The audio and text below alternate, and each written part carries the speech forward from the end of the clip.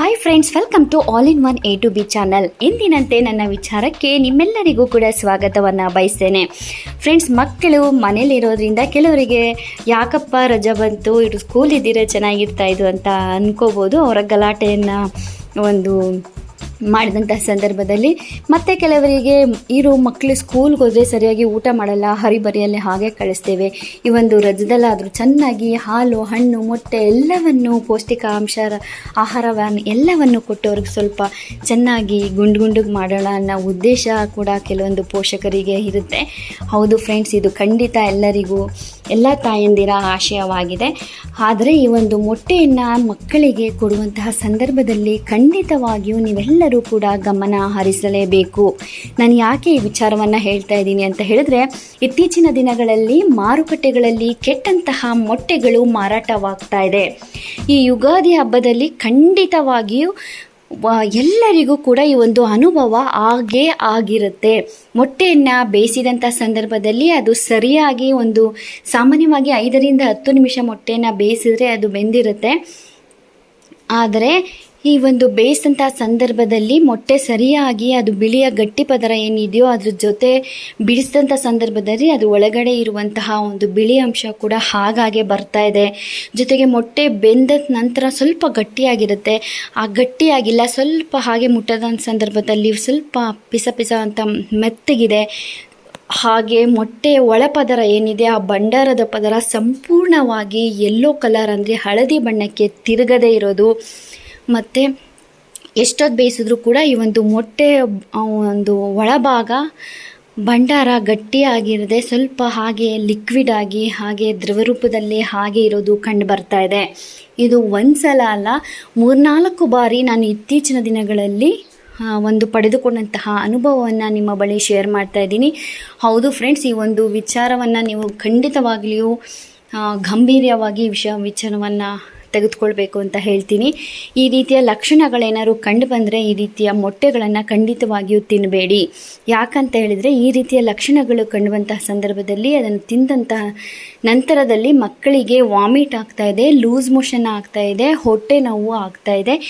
ಇದು ನಮ್ಮ ಮನೆಯಲ್ಲಿ ನಾನೇ ಕಂಡಂತಹ ಒಂದು ವಿಚಾರವಾಗಿದೆ. ಹಾಗಾಗಿ ಎಲ್ಲರಿಗೂ ಕೂಡ ಇದನ್ನು ವಿಷಯ ಮುಟ್ಟಿಸಬೇಕು ಅಂತ ಹೇಳಿ ಈ ಒಂದು ವಿಡಿಯೋವನ್ನು ಮಾಡ್ತಾ ಇದ್ದೇನೆ. ಹಾಗೆ ಮೊಟ್ಟೆ ಬೇಯಿಸಿದಂಥ ಸಂದರ್ಭದಲ್ಲಿ ಹೇಗೆ ಒಳಗಿನ ಪದರ ಸರಿಯಾಗಿ ಕಿತ್ತು ಬರ್ತಾ ಇಲ್ಲ, ಜೊತೆಗೆ ಲಿಕ್ವಿಡ್ ಆಗಿ ಹಾಗೇ ಇದೆ.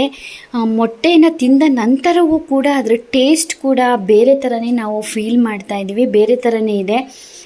ನಾವೇನು ಅನ್ಕೋತಾ ಇದ್ದೀವಿ, ಇದಿನ್ನೂ ಮೊಟ್ಟೆ ಬಲ್ತಿಲ್ಲ, ಹೊಸ ಮೊಟ್ಟೆ ಇರ್ಬೋದು ಹೀಗಂತ ಹೇಳಿ ಅದನ್ನು ನಾವು ತಿಂದುಬಿಡ್ತಾ ಇದ್ದೀವಿ. ಖಂಡಿತವಾಗಿಯೂ ಬೇಡ ಫ್ರೆಂಡ್ಸ್. ಈ ಒಂದು ಸಮಸ್ಯೆ ನಾನು ಅನುಭವಿಸಿದ್ರಿಲ್ಲ, ನಮ್ಮ ಅಕ್ಕ ಪಕ್ಕ ಕೆಲವೊಬ್ಬರು ಕೂಡ ಈ ವಿಚಾರವನ್ನು ನನ್ನ ಬಳಿ ಶೇರ್ ಮಾಡ್ಕೊಂಡಿದ್ದಾರೆ. ಹೌದು, ನಮ್ಮ ಮನೇಲೂ ಹೀಗಾಯಿತು, ಈ ಥರ ಹೇಳಿದ್ದಾರೆ. ದಯವಿಟ್ಟು ಈ ಒಂದು ವಿಚಾರ ನಾವು ತಿಳಿದ ಮೇಲೂ ಕೂಡ ನಾವೆಲ್ಲರೂ ಕೂಡ ಮೊಟ್ಟೆಯನ್ನು ಏನು ನಾವು ಖರೀದಿ ಮಾಡ್ತೀವಿ, ಅಲ್ಲಿ ಮೊಟ್ಟೆಯನ್ನು ಒಂದು ಗ್ಲಾಸ್ ನೀರಿನಲ್ಲಿ ಹಾಕಿ ಅಕಸ್ಮಾತ್ ಆ ಮೊಟ್ಟೆ ಏನಾದರೂ ನೀರಿನಲ್ಲಿ ತೇಲಿದರೆ ಖಂಡಿತವಾಗಿಯೂ ಅದನ್ನು ಪರ್ಚೇಸ್ ಮಾಡಬೇಡಿ.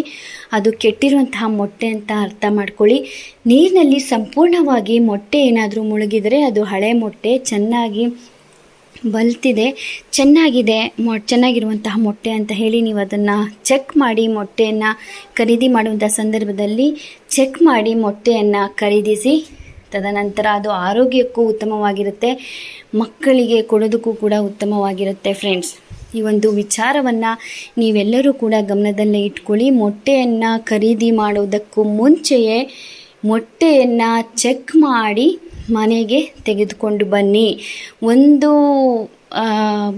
ಆಲ್ರೆಡಿ ನಾವೆಲ್ಲ ಮೊಟ್ಟೆ ತಂದುಬಿಟ್ಟಿದ್ದೀವಿ, ವಿಷಯ ನಮಗೆ ಗೊತ್ತಿಲ್ಲ ಅನ್ನೋದಾದರೆ ಮನೆಯಲ್ಲೇ ನೀವು ಒಂದು ಸತಿ ಚೆಕ್ ಮಾಡಿ ಅದು ಉತ್ತಮ ಗುಣಮಟ್ಟದಾಗಿದೆ ಮಕ್ಕಳಿಗೆ ಕೊಡಿ.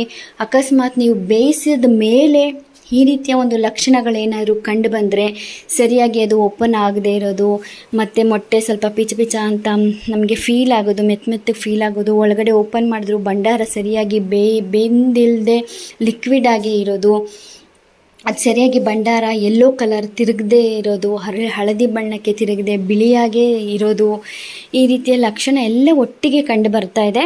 ಈ ರೀತಿ ಲಕ್ಷಣ ಏನಾದರೂ ಕಂಡು ಬಂದರೆ ದಯವಿಟ್ಟು ಅದನ್ನು ತಿನ್ನಬೇಡಿ, ಮಕ್ಕಳಿಗೂ ಕೂಡ ಕೊಡಬೇಡಿ ಅಂತ ಹೇಳೋಕ್ಕೆ ಇಷ್ಟಪಡ್ತೀನಿ ಫ್ರೆಂಡ್ಸ್. ಹಾಗಾಗಿ ಇತ್ತೀಚಿನ ದಿನಗಳಲ್ಲಿ ಅಧಿಕವಾಗಿ ಮಾರುಕಟ್ಟೆಯಲ್ಲಿ ಕೆಟ್ಟಂತಹ ಮೊಟ್ಟೆಗಳು ಮಾರಾಟವಾಗ್ತಾ ಇದೆ. ಖರೀದಿ ಮಾಡುವುದಕ್ಕೂ ಮುಂಚೆ ಮೊಟ್ಟೆಯನ್ನು ಚೆಕ್ ಮಾಡಿ ಮನೆಗೆ ತೆಗೆದುಕೊಂಡು ಬನ್ನಿ ಅಂತ ಎಲ್ಲರಿಗೂ ಎಚ್ಚರಿಕೆಯ ಒಂದು ಅಂಶವನ್ನು ತಿಳಿಸ್ತಾ ಇದ್ದೇನೆ. ಈ ಒಂದು ವಿಚಾರವನ್ನು, ಈ ಒಂದು ವಿಡಿಯೋವನ್ನು ಎಲ್ಲರಿಗೂ ಶೇರ್ ಮಾಡಿ, ಈ ಒಂದು ವಿಚಾರವನ್ನು ಎಲ್ಲರ ಬಳಿ ಹಂಚ್ಕೊಳ್ಳಿ. ಎಲ್ಲರೂ ಆರೋಗ್ಯವಾಗಿ ಖುಷಿಯಾಗಿ ಇರೋಣ. ಆಲ್ರೆಡಿ ನಿಮಗೇನಾದರೂ ಈ ರೀತಿಯ ಒಂದು ಮೊಟ್ಟೆಯನ್ನು ಬೇಯಿಸಿ ಈ ರೀತಿ ಏನಾದರೂ ಕಂಡು ಬಂದು ನಿಮಗೂ ಕೂಡ ಅನುಭವ ಆಗಿದರೆ ಹೌದು ಅಂತ ಹೇಳಿ ಈ ಒಂದು ವಿಡಿಯೋಗೆ ಕಮೆಂಟ್ಸ್ ಮಾಡಿ. ಎಲ್ಲರಿಗೂ ಈ ಒಂದು ವಿಡಿಯೋವನ್ನು ವೀಕ್ಷಿಸಿದಂತಹ ಎಲ್ಲರಿಗೂ ಕೂಡ ಧನ್ಯವಾದಗಳು. Thank you so much friends.